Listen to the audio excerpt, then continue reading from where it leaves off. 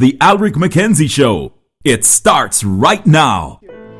For years, they attended the same church and never exchanged a single word. But one day, out of curiosity, Matthew decided to break the ice. Welcome to the Alric Show. Let's meet Matthew and Dannielle.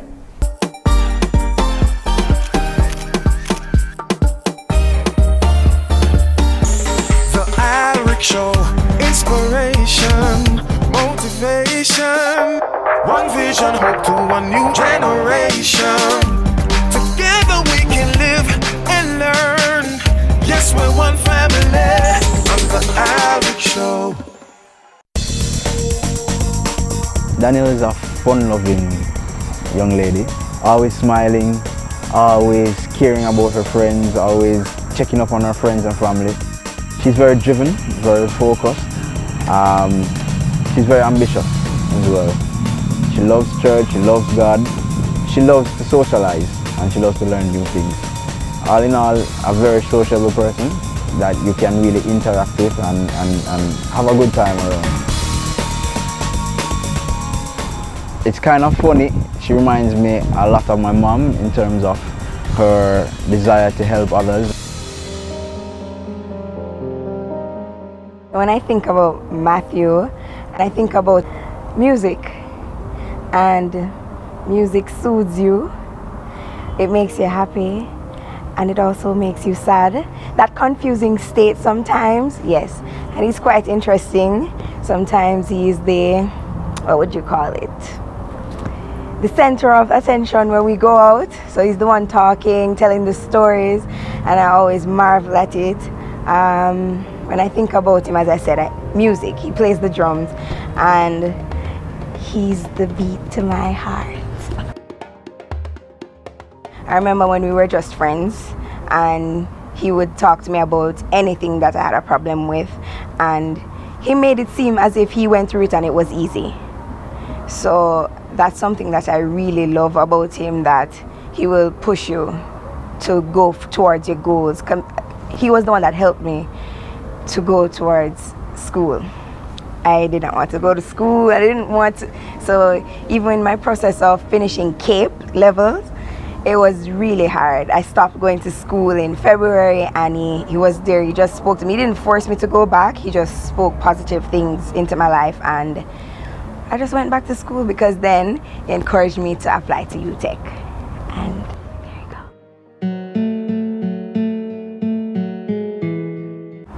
When me and Dannielle actually met, she didn't like me. We didn't have a mutually beneficial relationship as some would. It wasn't even a case that we were willing to coexist. It was pretty bad, to be honest. I can't remember how, but I saw this guy and I'm like, what? Him just hype. I can't like him. Spirit don't take him. You just, when you see somebody, you just, I don't know. Maybe it's how he brought himself. He had no approach to me. I don't know. Or maybe I couldn't approach him. I don't know. But I remember my cousin constantly, after Sunday school was church service. So she would normally go to him and speak to him, and I don't interact with people like that. I would just go stand up nearby, close proximity and everything, but I just observe, and I realized that he's a cool person, but I'm not going to say anything to him. I don't have anything to say to him. And as a woman, we have this fence or a wall. So even though the crush started to build, you have to still keep it together. So even when he started speaking to me, in my head I'm like, why are you speaking to me? What purpose would you have to speak to me? Why are you speaking to me? So one day, I don't know, we were in the church bus and he turned around and asked, why you don't like me? And in my head I'm saying, why are you talking to me? Why would you talk to me? Me of all persons, there are so many girls in church. Why are you talking to me? But with time, through mutual friends, we actually developed a relationship. As you can imagine, for two persons who don't like each other, it was pretty tough. And from there, my cousins normally tease people in the church, like who likes who and all that. And I remember them teasing particular girl, and then they were saying there's a second girl, and I'm curious as to who, and I'm asking and they're not answering, and I'm saying, okay, I hope it's not me. I hope they don't figure it out, because I don't wear my emotions on my face. So I was praying that they didn't figure out it was me, and it turns out it wasn't me. But then I was speaking to my cousin and I told her that I have a crush on him. And my cousin, being the person that she is, the instigator that she is, I don't remember what she said to him, but like if we were having events here, she would call him to say, are you coming? I remember one Christmas, I think, he came and he spoke to us as women, as girls. He was just talking about random general stuff. That's him, as I said. He would just talk to you about anything, and we would sit and listen. And everybody branched off, and we were sitting there and we were just talking. And I remember going through a little rough in high school. You know, high school have their little issues, their drama. I remember I had nobody to speak to, and I found it that I could easily speak to him. It was a case where we learned from each other, we challenged each other. It was good. It was good to have that one individual that you could call and they're going to tell you as it is, point blank. It wasn't a case where the friendship would hide anything. Pretty much, it was pretty much blunt. I could definitely go to her and get that upfront advice that I would need, or that straight up front opinion on anything, as it relates to church, as it relates to other relationships, friends, whatsoever the case may be. We could pretty much talk to each other up front and be sure that we'll be getting straight from the heart. We take a break. When we come back, Matthew proposes to Dannielle. The Alex Show.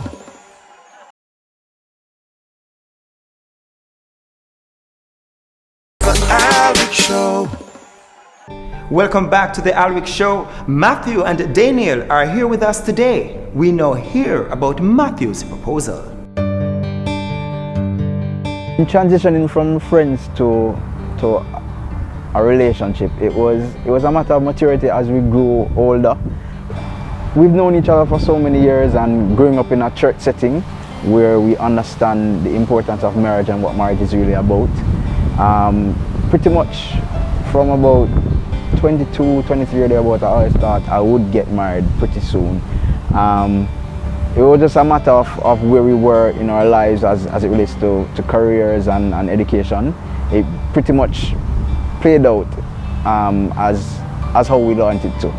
We pretty much realized that, hey, this is somebody that we could really spend our lives with. As the conversation grew and the conversation pretty much took that transition into discussing what is it that you're looking for in a life partner. Trying to find the ring. It was quite an educative experience. I spoke to quite a few jewelers. I researched online about diamonds and whatnot, learned about stones, etc.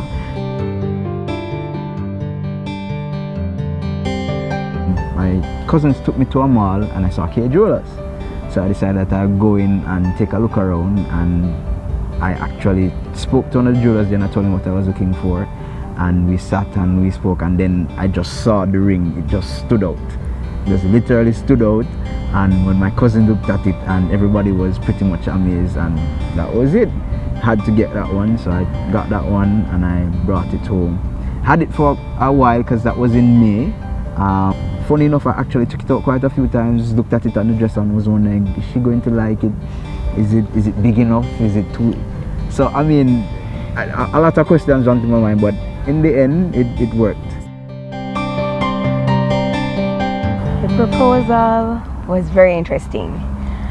I remember the week his best friend messaged me, "Where your man there?" I mean, Matthew, sometimes when he's out, especially working, does not really use his phone. So I know that when he asked that question, I know that he's looking for Matthew. So he said, "Please to let him know that we're going out on Sunday, dress up." So I said, "Why?" He sent me a certificate that he finished a course of 6 weeks and he's going to celebrate? It was pretty much convenient, seeing that he had just finished the course, as she mentioned. He had done a short week course, and it's a very good friend of mine, and that's how he tends to celebrate when he has certain accomplishments. So we tend to go out and whatnot. So the timing was really good. I decided that I wanted to go to Strawberry Hills. I've always seen the pictures and always decided that I would want to go there, and I'd need a special occasion to go there, so why not? I remember the Sunday, it was August 28th to be exact, yes. We were going, I asked Matthew, where are we going? I don't know. So I said, oh, you don't know? You don't talk to your friend? I remember him asking his friend, he said, up in some hills. So I said, okay. We traveled, we journeyed into Blue Mountains. It was terrible. But when we got to the top, it was beautiful. Went to Strawberry Hills. So beautiful, breathtaking, refreshing. Everything that a girl would dream of. So I'm saying, why is this young man so extra? Why would you come up here to celebrate a 6-week course? So I'm here thinking, you did your master's and we didn't do this. So what's so special about this one? And we took some pictures, and the view is beautiful. Had dinner, and then because it was in the evening, so it was night now after dinner, and we wanted to take some more pictures. So we went by the pool, and Matthew was just talking to me, and he asked me if the venue is beautiful, and I said yes. There's a bench there at the poolside, as we know, and sitting there, he placed me to sit down, and he said, what song would I want him to sing to me if he were to sing at the wedding? Was it that, yes? Something on the side. And was it All of Me? I said, yes, I said that. And then you could see, this is the second time in my life I've seen Matthew being nervous in front of me. Wow. So I'm saying, what is wrong with him? At that moment when I decided to ask her, in that instant, there's 1,000 thoughts going through my mind at that point in time. So apart from the wind from Blue Mountain keeping me chilly, I'm also shaking. So that's another level of shaking added to it. But I overcame it. This is the lady that I actually decided that I wanted to be with. So at the end of the day, what's the worst thing she could say apart from no? There's nothing she could really say apart from no. So I just basked in the moment and went for it. And I just saw when he went on his knees. I said, no. What is going on? And he just backed out a ring. Will you marry me? And I started to cry. As one of his friends said, I went into asthma.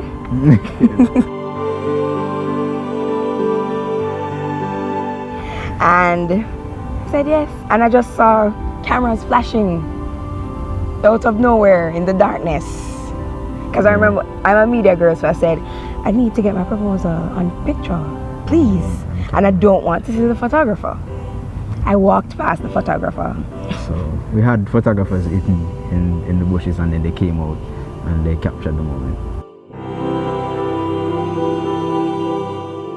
When we come back, death strikes twice in the same year. We hear more from the couple after this. The Alex Show.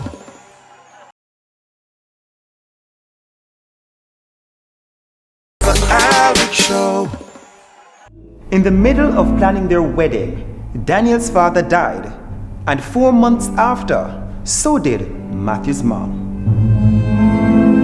When I lost my dad, it was a sudden death for us in the family. And I remember the day that it happened. I remember being at home and we got a call, a very confusing call, and he was the first person I messaged. And he couldn't get to come same time, but I could feel it that he was going to come to the hospital. I never even had to ask. And when I got to the hospital, told him that somebody outside says it doesn't look good, and I was on the phone with him the entire time, and I just saw him appear out of nowhere. He didn't tell me he was coming, I just saw him appear. And from we heard the news till now, he was there. It was a very horrible time for my family, and he was there. And him coming over, staying till 2, sometimes staying till 4, and he has work in the morning. We having that support, having a male in the home, we feel protected. Even if he doesn't have a gun or he doesn't have anything, we just feel protected. And to have somebody stay by me, even when I didn't want to talk to anybody, even when I wanted to shut out everybody, he stayed with me. And even if I didn't want to talk, I don't want anybody around me. He was right there, and he didn't annoy me. He was just right there. My mom was diagnosed with pancreatic cancer on about the 16th of May. As you would imagine, the first person I'd have contacted was Dannielle. It was heart-wrenching. It was like a hole began to grow immediately. I mean, it's your mom. I wouldn't say I'm a mama's boy, but I am mama's boy. We were very close. We had a very good relationship. I mean, losing her was something unexplainable in terms of expressing my feelings or emotions, but through it all, Dannielle was there.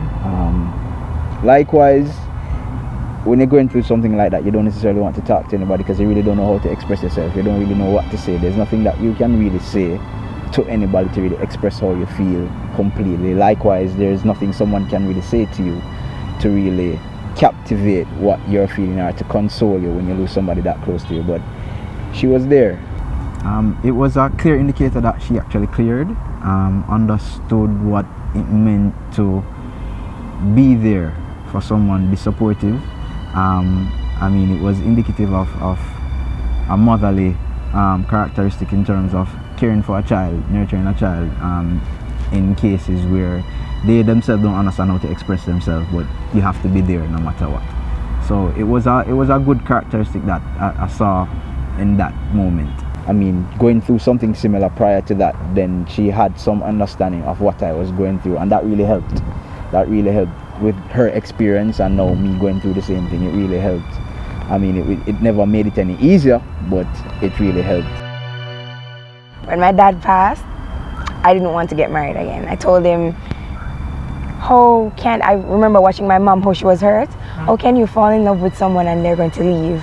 I don't want to experience that. And he reassured me. He told me that we don't have to get married then. But then I didn't dwell on that. He was just there. Things happened, and then losing his mom, we said we're not going to get married this year. With the passing of my mom, it was really hard as it relates to planning the wedding, because my mom was actually a wedding planner. So I had actually started speaking to her about it. We had actually started discussing the wedding with her prior to her illness getting to the level that it was. Funny enough, her father was actually a chef, so we actually relied on both of them for the wedding. So it was really a very huge blow to the whole planning. So her contacts that she would have used and all of that just pretty much disappeared, apart from the ones that I knew from memory. We pretty much had to rely on ourselves pretty much.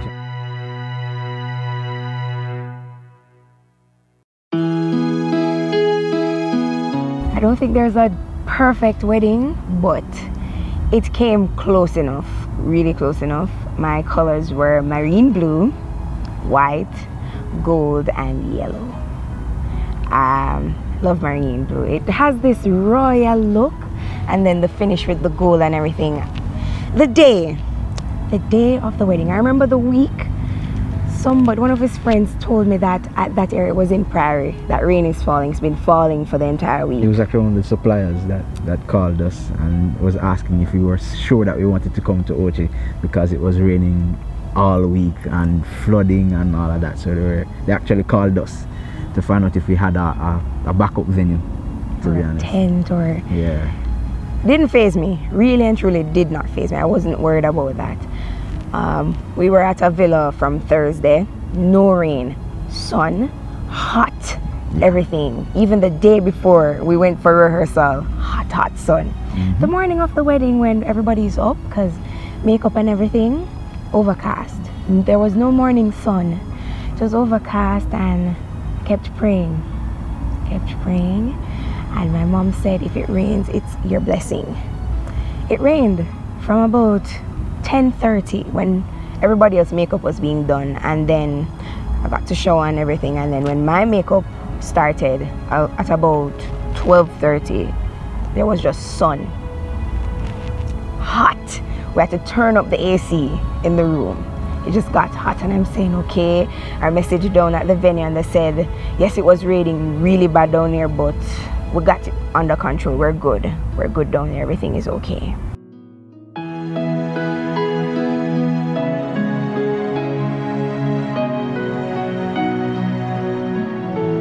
Seeing her for the first time coming down the aisle, it was truly breathtaking. It's all that I imagined that it would be.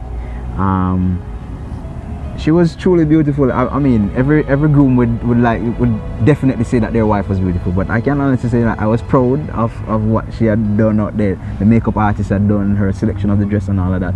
I was really excited. It was really a good moment. I mean, considering all that we had been through, the obstacles that we had to overcome to get to that moment, it was really well worth it. We've learned about friends and family, etc. I mean, it was worth it. I think I'd definitely do it again. I'd definitely do it again. For me, it prepared me for what was coming. So I remember he was always saying, what's going to happen when we live together? We don't know each other, and people always say, see me is one thing, but living with me is another thing. Yeah. I felt like I lived with him before, because I'm always at his house with his family, and he's always at my house around my family. So I got to know him more than how normal people would know their boyfriend or their girlfriend. I mean, it taught me a lot. It's been a rather interesting 4 months so far, approaching the 5th month, and I'm loving how you've handled yourself. You've impressed me as a wife. You've impressed me as a lady. I'm looking forward to having children with you. I wouldn't mind just having a boy and a girl. That would definitely suffice. I really pray and hope to God that He will deliver all your hopes and dreams, all your aspirations, everything that you hope to accomplish in this year and the years to come, that everything will be delivered into your hands. I hope that you stay humble, continue praying, continue keeping me in your prayers, because I know you pray for me as well, and I really appreciate that. Mr. Gayle, it's been a nice journey getting to know you more.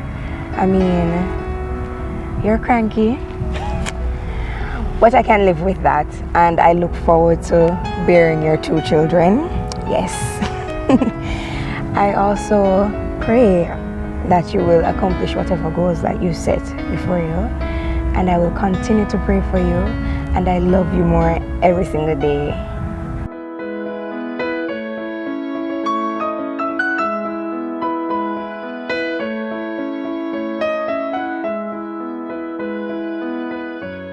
We want to thank Matthew and Dannielle for sharing with us, and we wish them a happy marriage and family life. Join us on the next Alwick Show. See you next week. Take care of yourself.